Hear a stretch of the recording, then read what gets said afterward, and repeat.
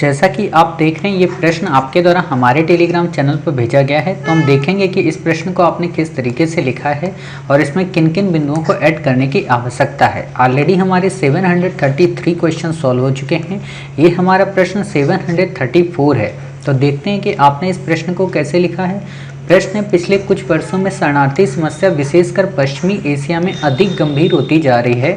वर्तमान वैश्विक परिवेश का शरणार्थी संकट पर पड़ने वाले प्रभावों की चर्चा करें।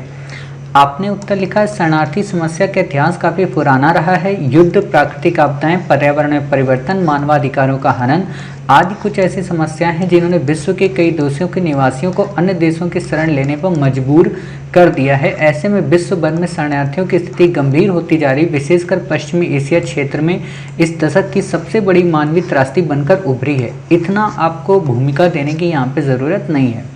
वर्तमान में कोविड-19 जैसी परिस्थिति में जब कई देशों ने अपनी सीमाओं को शरणार्थियों के लिए बंद करने की घोषणा की, तो इस संदर्भ में समस्या विकराल रूप धारण करते जा रही, क्योंकि वैश्विक परिवेश का भी उन पर गंभीर प्रभाव पड़ रहा है। इसको आप निष्कर्ष में देंगे, अभी मत बताइए यहाँ पे, अभी केवल प्रश्न को एक्सप्लेन करिए। जैसे जर्मनी तथा अन्य यूरोपीय देशों में हाल के कुछ वर्षों में जीडीपी वृद्धि दर, देखिए अब जैसे आपको ये लिखना था ना, तो आप सामान्य तौर पर बताते हैं कि शरणार्थी समस्या क्यों अधिक गंभीर हो रही है, ठीक है, पश्चिमी एशिया में। तो आप बता दें, यहाँ पे डाटा दें थोड़ा सा कि लगभग 56 लाख से भी ज़्यादा जो शरणार्थी हैं वो इस समय इस समस्या से जूझ रहे हैं, जिसमें 3.7 लाख जो शरणार्थी है वो मौत के शिकार हो गए, ठीक है।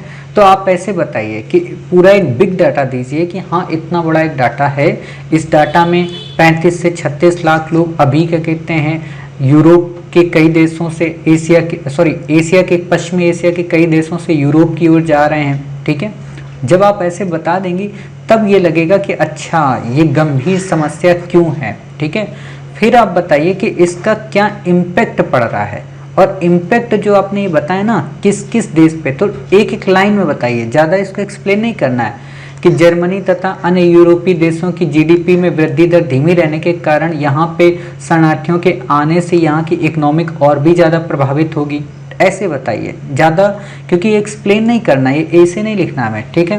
नंबर 2, वहीं यूरोप के देशों में पहुंचे अफ्रीकी शरणार्थी तथा स्थानीय नागरिकों के बीच भाषा, संस्कृत आदि को लेकर भी समन्वय स्थापित न कर पाना भी सरकारों के लिए एक चुनौती बना हुआ है। नंबर 3, कई यूरोपीय देशों में विपक्षी पार्टियों द्वारा शरणार्थी संबंधी कई विरोधी मुद्दों में मजबूत समर्थन जुटाया है। ये ऐसे पॉइंट बताइए, ठीक है। कहीं ना कहीं आपसी मतभेद भी इस समस्या के निवारण में एक बड़ा बाधक बना हुआ है, जैसे तुर्की और रसिया को लेकर, ठीक है, तुर्की अमेरिका को लेकर, रूस और अमेरिका को लेकर, ऐसे आप बता दीजिए। फिर आप बताइए कि उपरोक्त प्रभावों से स्पष्ट है कि शरणार्थी समस्या वास्तव में किसी एक देश की समस्या नहीं है, वास्तव में किसी एक क्षेत्र की समस्या नहीं है, अर्थात ये एक विश्वव्यापी समस्या है। और कोविड-19 पेंडेमिक के दौरान तो इस समस्या को और भी गहनता से सुलझाने की आवश्यकता है, ताकि आम जनमानस के जीवन को, उनके मानवाधिकारों को संरक्षित किया जा सके। और ये भी स्मरणीय हो कि कोविड-19 के पेंडेमिक में हर एक विश्व का ये कर्तव्य है। स्मरणीय ये आपने बता दिया। एक तो ये हो गया निष्कर्ष। दूसरा निष्कर्ष आप ये भी लिख सकती हैं, जब आपने ये बताया ऊपर से, तब आप लिख दीजिए कि अरब स्प्रिंग, ट्यूनीशिया में हुए अरब स्प्रिंग के बावजूद भी सीरियाई संकट पूरी तरीके से सॉल्व नहीं हो पाया, यानी कि निरंकुश राज सत्ता पूरी तरह सॉल्व नहीं हो पाई, और सीरिया के नागरिकों को वो फायदा नहीं मिल पाया जो फायदा उनको मिलने की ज़रूरत थी। वहीं कोविड-19 की पेंडेमिक ने इनको और भी ज़्यादा विवश कर दिया विश्व के अन्य देशों में जाने की ओर। अतः एक कोएलिशन की ज़रूरत है, एक सर्वसम्मत की ज़रूरत है, ताकि विश्व के सभी देश आकर इस समस्या से निपटें और इस समस्या का जल्द से जल्द समाधान करें, ताकि इन लोगों के मानवाधिकारों का उल्लंघन ना हो सके, ठीक है।